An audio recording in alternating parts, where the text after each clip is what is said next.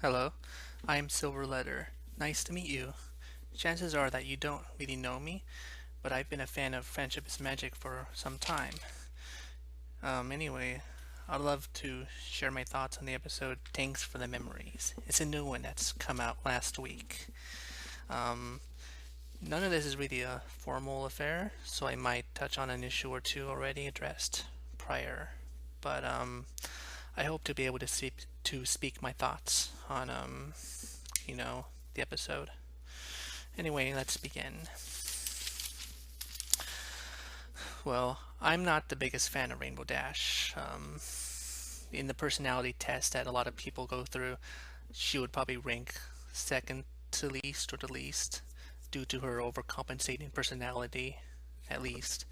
But I usually enjoy the episodes centered around her, and she does have quite a few that I like, including her with her pet, Tank.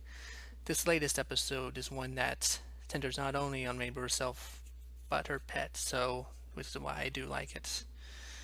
I did like May the Best Pet win because their interaction is rather touching, to say the least.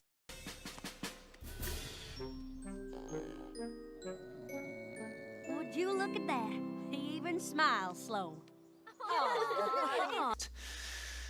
And as we can see, winter has come back finally for season 5, which would be the second winter. This part of the episode drew me in early on with several new tidbits of information. Once again, we can learn more about the pony mastery of the weather, particularly of winter. That's always interesting to see in the show, like the running of the leaves, the creation of rainbows and such. Also, any confusion about the role of Cloudsdale should no longer be an issue, because I've read about that on MLB forums, at least. And I don't think it should, especially since it moves around and we've seen it do that before. What else?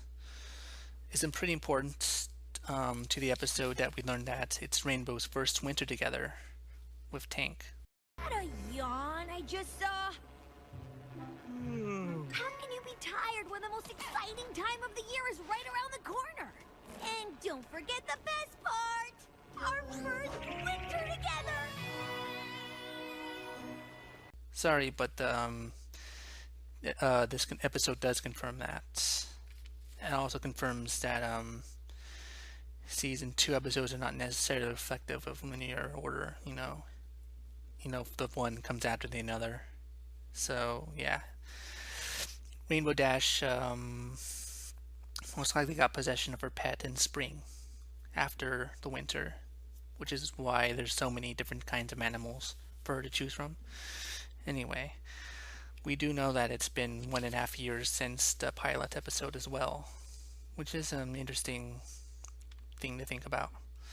Anyway, back to the plot, driven by Rainbow and her clearly exhausted friend. At first, Rainbow is clearly worried that there is something wrong with Tank. Does Tank look alright to you? Well, he does seem to be moving a little slowly. I know, right? And he looks kind of sleepy. Totally! Just like he always does. Yeah, I'm sure you're right. But Fluttershy rejects this subtly and tells her that Tank is going to hibernate soon, and well, that's pretty much it. Rainbow is, of course, dismissive. It's rather normal since she is a pony that doesn't really react to anything that she doesn't want to hear, at least not positively. Testing comes to mind. So she rejects Fluttershy, then Spike, who has his own room now. That's pretty cool. And then starts getting upset at Pinkie Pie next. Clearly, taking out her frustrations on others. What are you looking at? Pinkie Pie and I are just having a conversation! Look, Rainbow Dash, we all know how upset you are about Tank hibernating. Shh! Don't say that word! That's what started this all! We know how upset you are about Tank, but you shouldn't take your anger out on your friends. Who said anything about anger? I didn't say anything about anger! I'm not upset, and I am not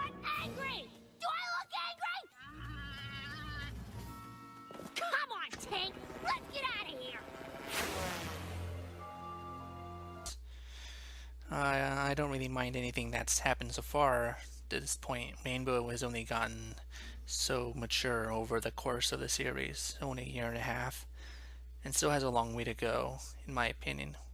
Whether or not Tank is a factor, or whether she even manages to advance in the Wonderbolts further than she has done so far. I also have to wonder whether Pinkie Pie even knows about hibernation, but who knows really. Rainbow, let's see, Rainbow does get angry, which is just a series of emotions for her to get involved in during the course of this episode. Surely within her character, I might add. I would also include that I like the facial expressions that they're continuing to, let's see, elaborate on to make it more vivid, I suppose. For an episode that does rely on emotion, they add a certain flair to the typical, including Rainbow Dash's scheming face that we see later in the episode. I'll just have to stop winter! I like that. It's a bit dramatic, maybe even excessive, but I do like it. Anyway, Rainbow Dash ends up appealing to Tank directly this time, but it has no effect, of course, because he's just a tortoise and he's not going to change himself. She thinks of a plan to completely stop winter itself to prevent any lost time with her friend. Slam dunk! With no water, they can't make clouds or snow. They can't make winter! I can see how people might have a problem with this concept, but I've personally never held Rainbow in any high regard in the selflessness department. Her fans may hate it, but this is something she would do, and it's not something I really dislike. It's, well, her personality. Putting plot aside for a moment, the episode has its funny moments and a nice song. I have been reluctant to think that Rainbow needed a solo song, especially just to do what the other ponies have done, like to just check it off. But I was pretty pleasantly surprised, actually. The lyrics definitely reflected what Rainbow was thinking, and overall it's catchy and fun to listen to. I like it over Make This Castle a Home. Yeah, the one a few episodes back. That's not really one I would listen to very often. Like the Cutie Mark Crusaders anthem. I don't care for that either. Anyway, back to the plot. When her plans fail, Rainbow tries to sabotage Winter at its source. I kind of wonder what would have happened if she had succeeded, but that would have undermined the story and the overall moral, so oh well. Let's see. After she fails, of course, the emotions shifts to sadness. Let me handle this. Rainbow Dash, your winter is going to be petless.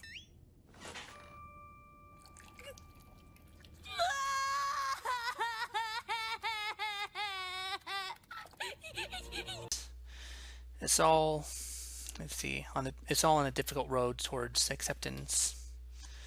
It's not really something that it's always written well, but I kind of like that it explores these feelings, you know. The idea of having to say goodbye to a friend, even temporarily, no matter how sad it is, Rainbow Dash can't really deny it any longer and has to let Tank go. The emotions that are used are mostly just sadness, which is good. Of course, Fluttershy does pretty good by making Dash make that final jump towards acceptance. Overall, I can relate with the message, and I definitely find it to be a pretty important one. I think trying to relate it to death, like some people have been doing, might be an overinterpretation. That's kind of pushing it a little. But I think the moral makes people think about it, so it's not a bad thing at all. It shows how far a pony can go to protect their friendships. Rainbow's willing to stop Winter all for Tortoise she didn't even care less than 2 years, less than a year prior. So I guess it really shows how friendship is such a strong thing in Equestria. Let's see. I think both Cindy Morrow and Daniel Ingram really did great for this episode. It made me enjoy it very much. Not just over one viewing, but multiple. I would definitely give it a favorable rating for sure. What characters had particularly good performances? Well, Rainbow, of course, then Fluttershy for her own contribution. I love how assertive she can be now. That's most of the outstanding things she's been doing. Well, that's pretty much all I have to say. It's one of my more favorite episodes this season for sure. I'm gonna watch the new one today. I forget what it's called, and then I'll probably try to get a review up for that too. So anyway, I don't really have a grade or anything. I just approve of this episode and its message. People who disagree and think that it's not a very good episode, I would say we'll watch it again and maybe not judge it harshly or try to find two different interpretations of what's going on. I don't think they're looking at it the right way. Anyway, that's pretty much it. Thanks for listening to my first review. Goodbye.